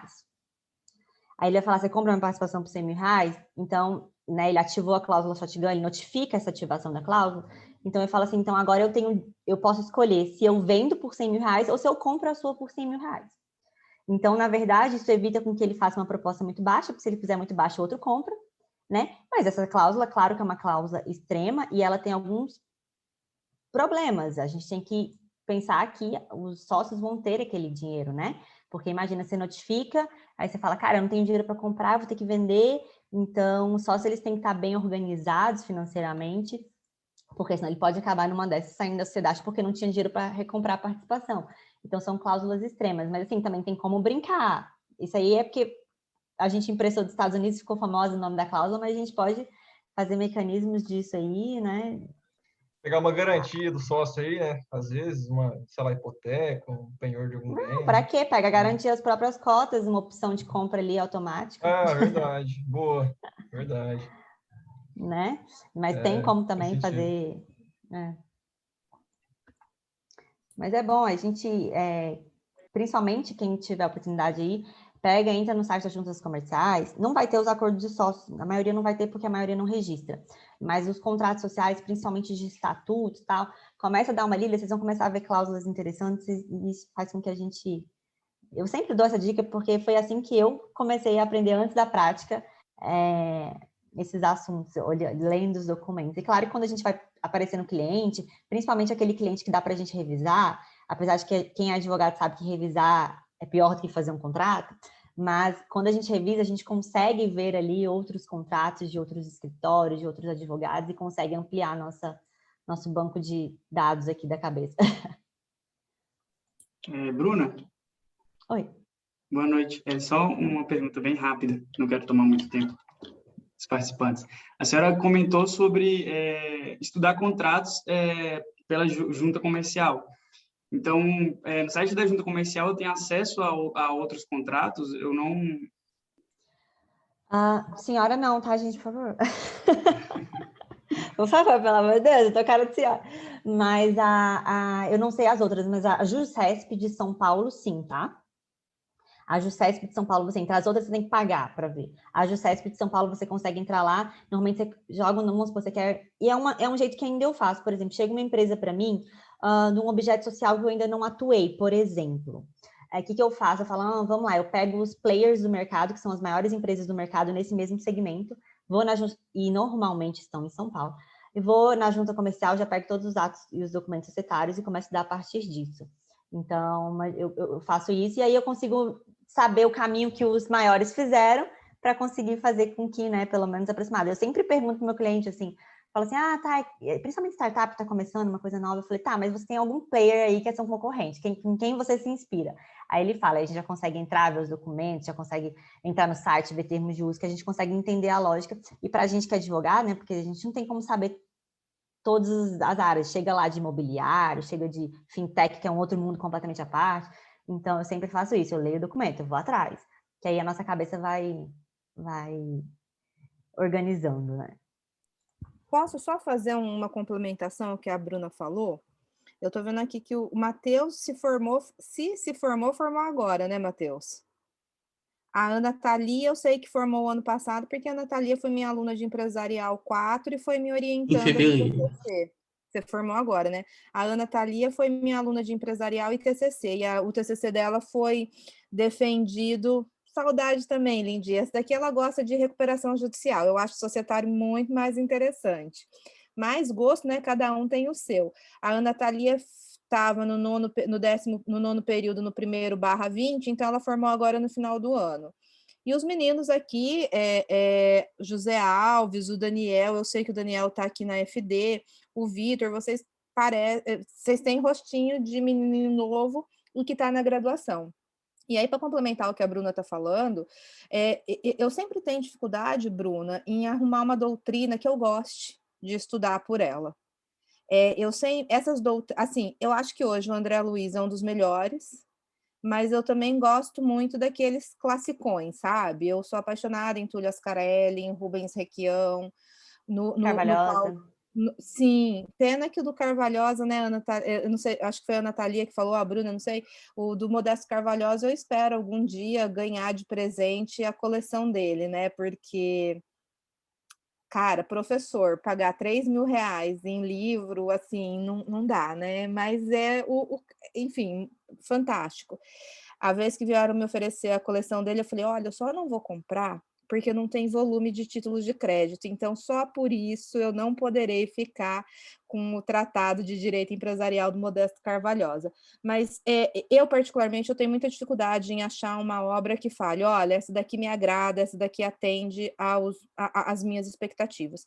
Eu sou apaixonada na Paula Fordione. Eu vejo, Bruna, você sempre indicando o livro dela de contratos. A Paula Fordione foi uma das autoras com as quais eu mais trabalhei no mestrado, porque ela tem um livro fantástico sobre defesa da concorrência e lei antitruste, e eu, como estou ali na história também, eu sou apaixonada por aquele livro dela, onde ela faz um histórico da evolução do direito comercial enquanto ramo autônomo e sistematizado do direito. Mas, enfim, para que eu estou falando isso?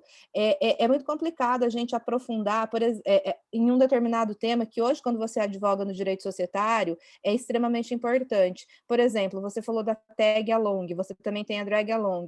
Você vai ter um tantinho assim em algum livro, se for um volume único, né? Aí, vamos supor, se você for para o Sérgio Campinho, que é um autor que eu gosto muito, naquele livro dele só sobre SA, você tem algo mais aprofundado.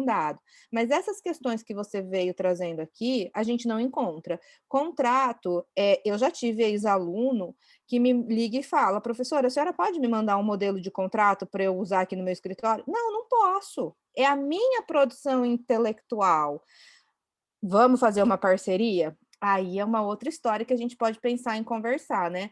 Mas o que eu tenho falado para os meus alunos, e aí, Bruna, realmente é ao encontro disso que você falou. Gente, para mim, na minha opinião, o melhor jeito de se estudar direito empresarial hoje é STJ. Estudando o julgado do STJ. E também junta comercial. E outro lugar que eu acho muito bacana, vai para o site da CVM. Porque você pode muito de lá trazer para o seu universo da limitada. Muita coisa. Inclusive, eu acho limitada muito mais interessante do que SA fechada, né? Então, você pode fazer todo um estudo bem aprofundado aí no site da CVM, porque realmente uma obra que aborde de todas essas questões para quem está agora começando na prática é realmente muito difícil. Só complementando, também tem o site do IBGC, no Instituto Brasileiro de Governança Sim. Corporativa, que, gente, lá tem um passo a passo, assim, do que é a governança numa sociedade limitada, né? Uma startup, inclusive, saiu agora, eu acho que ano passado, numa sociedade anônima, junta tudo isso. E com relação à doutrina, eu acho que a gente tem que ler um pouco de cada, nenhuma vai agradar a gente 100%. Que nem, eu adoro o Borba também, apesar dele ser bem mais conservador, só que também tem partes dele lá que é meia página, assim, ele fala. Então, o que eu gosto de fazer também, gente? Se vocês vão estar em empresarial, indo para essa parte mais de inovação, entra no site da FGV e no site do INSPER e olha os últimos trabalhos de curso deles de MBA, de pós-graduação, nessas áreas. Eu leio muito artigo, na verdade, acho que eu leio mais artigo do que os livros em si. E aí, nos artigos, você vai ver as referências que eles utilizaram, referências nacionais, internacionais, e aí sim, nesses artigos específicos, eles falam, aí tem artigo só sobre deadlock, artigo só sobre impasse societário, aí nesses trabalhos de curso a galera né, direciona realmente. Mas na doutrina a gente utiliza muito mais para pesquisa, né? Vamos ver o que esse autor fala, esse autor fala. Acaba que na prática ele realmente não tem que ser na fé mesmo, estudando e indo atrás. Fernanda, você falou algo muito interessante, essa questão de doutrina. Para fins de graduação, a gente se preocupa muito com fornecer realmente essa questão de um manual de direito empresarial, né? Para os alunos terem essa noção geral, assim. Só que quando você já parte para um nível de mestrado, para um nível de MBA, de doutorado, você já se preocupa mais com os marcos teóricos, né? E alguns professores mesmo da pós-graduação já não recomendam tanto o manual, né? Já recomenda mais, talvez, os artigos e tal. Então, realmente, eu acho que foi muito pertinente a colocação da senhora com relação a esses manuais, porque realmente são manuais extremamente ricos. No direito empresarial, a gente tem essa diferença de que os manuais, eles são, via de regra, aprofundados, né? Claro que a gente tem um outro aí que vai passando em tudo e escrever o manual, tá aqui meu livro publicado, né? Então, se for assim, é fácil, né? Mas a gente tem essa sorte de ter muita coisa publicada aí. Desculpa o cachorro aqui do lado, é porque home office é assim mesmo. Mas toda hora tá Mas, passando uma criança aqui também peço desculpas. mas Ela passa a Bruna, escondidinha, mas a gente vê ela. Ela acha que ela é invisível. eu achei muito pertinente a Bruna tocar nesse ponto dos artigos do MBA, que eu já vi ela falando isso no Instagram, e eu compartilho muito dessa ideia também da gente ler as teses que são produzidas, porque, por exemplo, a gente tem em Goiás 3 universidades federais, o FG, o FCAT agora, a Universidade de Jataí, em São Paulo a gente tem a USP, tem várias universidades. A própria FGV disponibiliza algumas, né, não todas eu acho, mas algumas dissertações aí que são produzidas. E isso é um retorno que os pesquisadores devolvem para a sociedade do investimento público que é feito, né? Não no caso da FGV, que é privado, tal, mas é um retorno que se devolve para a sociedade. Então, acho que é muito interessante também a gente começar a pesquisar nesses bancos de dados de universidades públicas, assim, porque tem muita coisa interessante, muita coisa rica, né? Tenho certeza que a Bruna aprendeu muito dessas pesquisas dela aí em artigos científicos que são publicados nessas revistas e estão disponíveis nessas bibliotecas públicas. Então, a recomendação que eu deixo realmente é nesse sentido de a gente se valer desses instrumentos que são públicos e fugir de pagar R$ 7.000 numa coleção e tal, que geralmente não é possível, né? R$ 3.000 no caso, que você citou do Carvalhosa, né? É Paulo, sempre bom dar. eu só posso fazer um gancho no que você falou? Eu detesto. Cada vez que eu falo, o que tem de bom na pandemia, eu fico arrepiada. Acho que não tem nada de bom na pandemia, sabe? Tem 1 ano e meio que eu não vejo os meus tios, porque eles estão na casa dos 80 anos, e é claro que eu não vou ter coragem jamais de ir lá e abraçá-los. Estamos trancados em casa. Minha filha, agora que eu estou tendo coragem de deixar ela ir uma vez na semana no presencial, porque é uma criança de 11 anos e ficar trancada dentro de casa é extremamente prejudicial para a saúde mental, uma vez que fico o dia inteiro grudada em celular. Então, assim, sem contar as mais das 500 mil mortes, né? Então, acho que não existe nada de bom nessa pandemia. Mas eu acho que a gente tem que tentar, né, ser poliana. Não sei se vocês são da geração poliana. Tudo para poliana tinha um lado bom, né? Ai, meu quarto é no sótão. Ai, mas é bom que entra bastante sol. E eu sempre detestei aquele livro. A minha mãe me obrigou a ler, mas nossa, mas a gente tem que ser meio poliana. E a Bruna falou do Instituto Brasileiro de Governança Corporativa, eles fornecem cursos extremamente caros, porque eu acho que tudo na área do empresarial é muito caro. Meu sonho de consumo é fazer um curso no INSPER. Eu posso? Eu não posso, porque lá é segunda, quarta, sexta, terça, quinta e sábado presencial. Uma mensalidade altíssima. Você tem que se mudar para São Paulo. Eles vão iniciar um curso agora que começa no remoto, mas assim que tiver condições, volta para o presencial. Então, pode ser que eu comece agora, em fevereiro eu tenho que estar lá no presencial. Eu não tenho essa condição, nem de ficar 3 vezes na semana em São Paulo, por questões profissionais, pessoais e financeiras mesmo. Mas uma coisa que, assim, a gente tem que ver o lado bom, né, mesmo do que não é bom. O Instituto Brasileiro de Governança Corporativa, ele ofertou diversos cursos, webinar, né, estão ofertando agora em época de pandemia. Muita webinar, eu fiz muita coisa de atualização em direito falimentar e recuperacional pela OAB São Paulo. Vai ter um curso agora, se eu não me engano, em julho, também em direito falimentar e recuperacional, falando sobre os impactos da nova lei. Então, assim, a gente tem tido possibilidades de absorver conhecimento, né? Esse evento de hoje, por exemplo, tanto de live que a gente está tendo, o professor Fábio Ulloa, para mim, eu que estava na faculdade há mais de 20 anos, para mim uma referência é o Fábio Ulloa, né? O Fábio Ulloa, quando ele vai ministrar suas aulas na graduação da PUC São Paulo, vocês podem ver no perfil dele, salvo engano, é toda terça-feira, 19 horas. Ele faz uma aula pública. Olha quando que nós teríamos acesso a isso, né? Então, só para fazer esse gancho ao que você estava falando dos artigos. Realmente, né? A gente agora tentar ver algo positivo, né? Como você colocou, professora, realmente a gente está tendo acesso a tantas pessoas, a tantos cursos, a tudo, né? Assim, então, tentar aproveitar isso. A gente está ficando um pouco saturado também de live, de esses encontros, na verdade, todo mundo queria estar presencial, se vendo, se abraçando, aquele networking gostoso, mas realmente muitas portas se abriram, muitas pessoas estão acessíveis, né? Congressos que antes você tinha que viajar, gastar uma nota com pessoas brilhantes, hoje você tem acesso. Nós estamos aqui hoje também de uma forma muito mais fácil, né, de certa forma também. Então, acho que só tem sim, né, o lado positivo. Mas, se Deus quiser, a gente também vai sair dessa em breve, para a gente poder voltar ao novo normal. Eu queria agradecer demais, demais, demais você, professora Fernanda Moy, por estar aqui dando seu tempo para a gente, né? Todo o seu conhecimento, toda a sua expertise, sem receber nenhum centavo por isso, né? Só por amor à educação, ao ensino.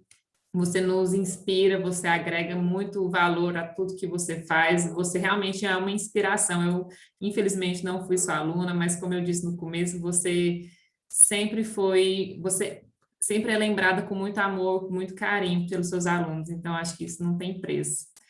Doutora Bruna, muito obrigada. Eu acho que todo mundo que eu converso, que fala de você, fala com muita admiração, com carinho, fala assim, aquela pessoa assim que a gente sabe que vai longe, que está no começo, mas sabe que vai longe, né? Toda a sua expertise já adquirida, sua competência. Muito obrigada também por você ter aceitado o convite de estar aqui com a gente hoje. Eu que agradeço de verdade todo mundo compartilhar uma palestra. Para você ver, né? Uns anos atrás eu era aluna da Fernanda, nem imaginava que eu ia seguir no direito empresarial, apesar de gostar um pouco. Hoje aqui a gente está conversando, nós estamos conversando juntas aqui, é uma honra, um prazer, muito obrigada pelo convite. E uma outra coisa que eu queria falar, estou muito feliz que tem muita gente nova interessada nesse assunto, muito, às vezes, estudante, quem está saindo de faculdade. Gente, pega o tranco, não tem concorrência nesse mercado. Pouca gente sabe, pouca gente se interessa, estuda que vocês vão ganhar dinheiro. Pode ir. Bruno, ensina a gente Não a tô ganhar rica ainda dinheiro. não tô rica ainda não, mas estamos no caminho aí. Ensina a gente a ganhar dinheiro, que eu só sei dar aula e dar aula não dá dinheiro.